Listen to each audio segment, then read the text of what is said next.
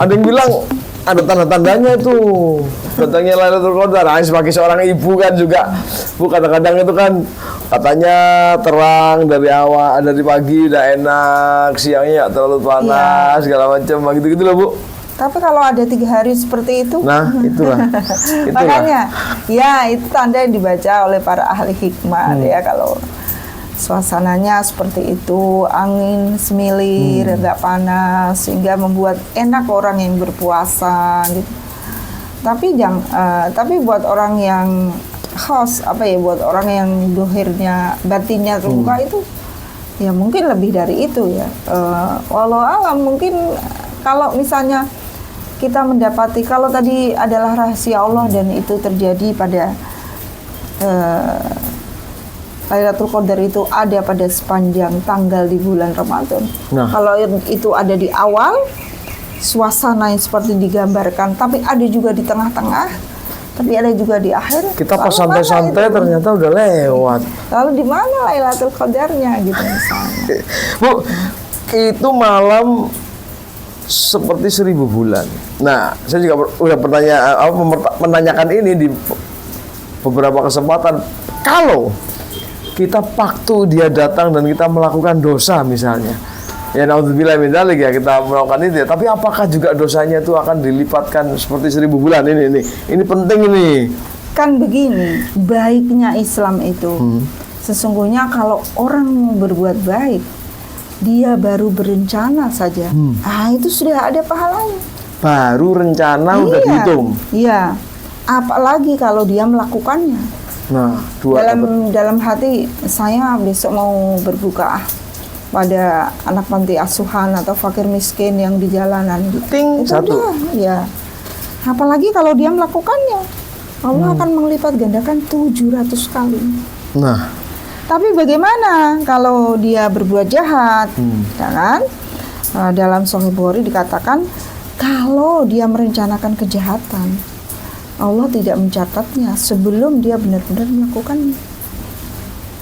Wah, saya misalnya, saya besok mau menipu, ini kan kebetulan orang berbondong-bondong belanja untuk menyiapkan Idul Fitri.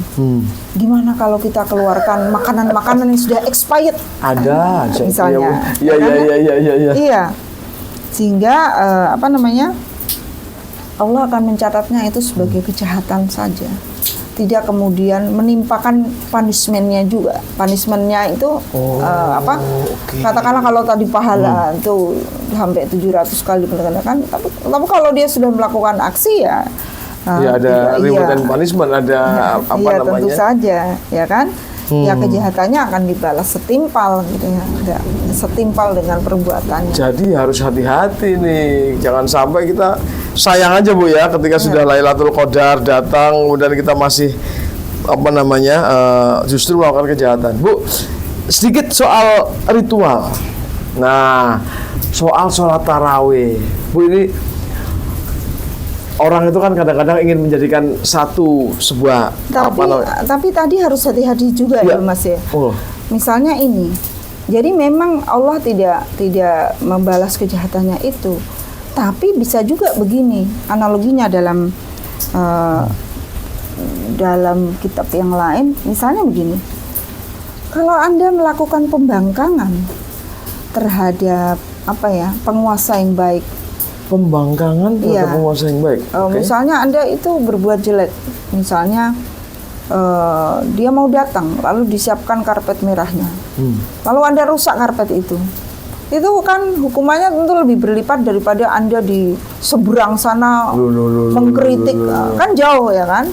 Itu kan jadi kesalahannya itu loh, ya kan? Ada yang seperti itu. Maka kalau Anda mengkritik penguasa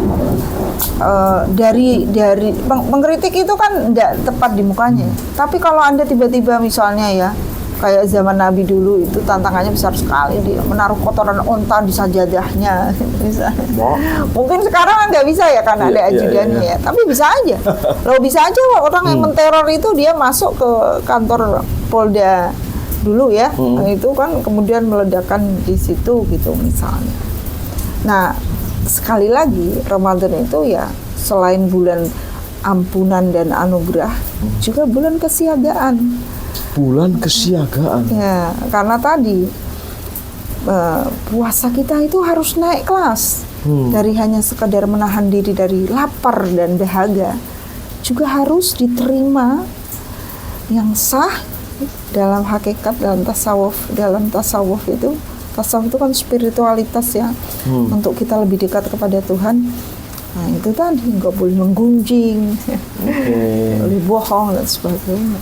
Bu gini Bu, kan kadang-kadang kan ada kan tarawih yang saya sekaligus ingin khatam Al-Quran. Kita cari masjid yang satu hari itu pokoknya bacanya sampai 1 juz. Wah, 30 hari puasa pas 30 juz gitu. Cari tarawih yang lama yang bacanya gitu. Bu, itu apa namanya kalau gitu gimana Bu? Tapi sementara di sisi yang lain juga ada tarawih yang kita tahu ya bahwa ada yang di berita-berita itu cepet apa segala macam gitu. Itu gimana sih Bu cara memaknai sebuah peribadahan, ritual peribadahan itu? Bagaimana baiknya gitu? Nah, sebenarnya ibadah itu kan untuk dekat ya kepada Allah ya, taqarrub. Nah, pertama sekali lagi semua yang kita lakukan itu kan ada syaratnya. Ya. Kalau Anda mau baca Quran ya tentu harus belajar tajwidnya gitu kan. Ada mekanismenya gitu. Begitu juga kalau Anda sholat gitu, ada rukunnya, ada syarat rukunnya. Kalau sholatnya itu berjamaah seperti layaknya taraweh kan kebanyakan berjamaah. Ya. Perhatikan makmumnya. Kalau makmumnya lansia, jangan 2 rakaat itu 1 menit selesai. Iya. Itu nanti Bisa pijat semua. itu. Nanti habis taraweh pijat semua. Itu. Iya. Kan? Ini seperti di pemukiman saya kan banyak kan pensiunan. Ya itu ya harus bijak gitu. Jangan sampai karena mengejar jumlah. Mengejar jumlah boleh, tapi iramanya, ritmenya harus diatur.